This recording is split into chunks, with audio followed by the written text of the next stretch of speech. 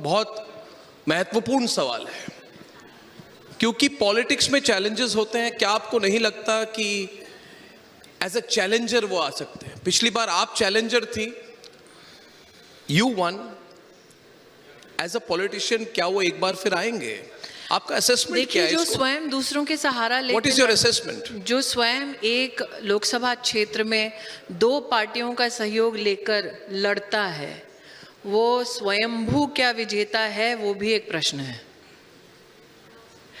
मैं तो अपनी पार्टी के सिंबल से एकमात्र लड़ी थी, वो 3 पार्टी के कैंडिडेट थे और तीनों पार्टी मिलकर भी उनके कैंडिडेचर को सुरक्षित नहीं रख पाए। तो प्रश्न ये उठता है कि आज जिस अलायंस की बात करते हैं राष्ट्रीय स्तर पर, उसका एक नमूना तो हमने 2019 में अमेठी में देख लिया था।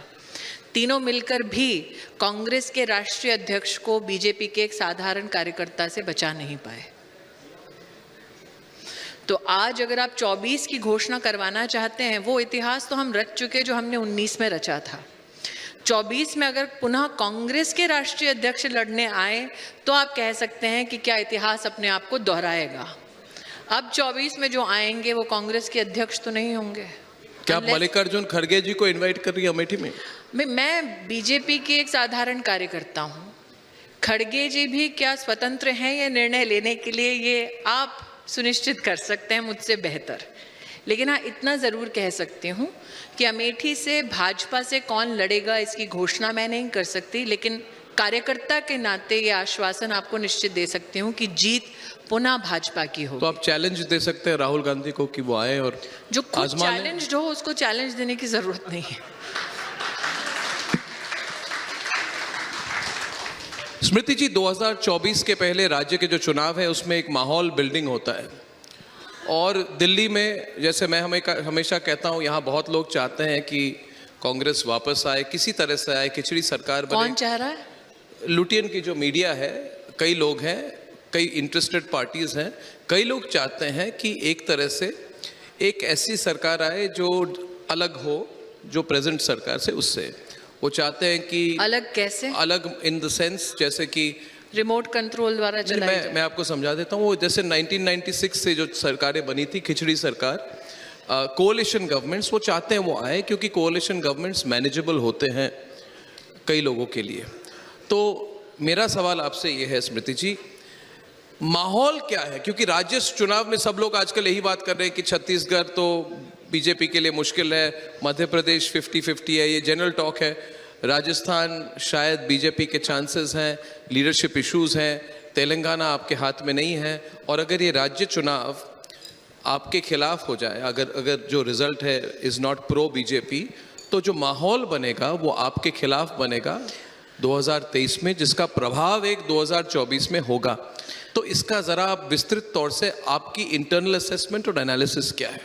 मुझे लगता है कि साल 2014 के नरेंद्र भाई की जीत के बाद से, चाहे चुनाव प्रदेश का हुआ हो, ब्लॉक का हुआ हो, अथवा म्युनिसिपैलिटी का हुआ हो, नगर पालिका का हुआ हो, पंचायत का हुआ हो, हर चुनाव इस प्रकार से प्रस्तुत किया गया एज दो ये मोदी का डिसाइसिव चुनाव है, इसके बाद मोदी की खैर नहीं, ऐसे करके ऑपोजिशन ने बार बार अपने आप को प्रस्तुत करने का प्रयास किया। 2019 में एक डिसाइसिव विक्ट्री हुई।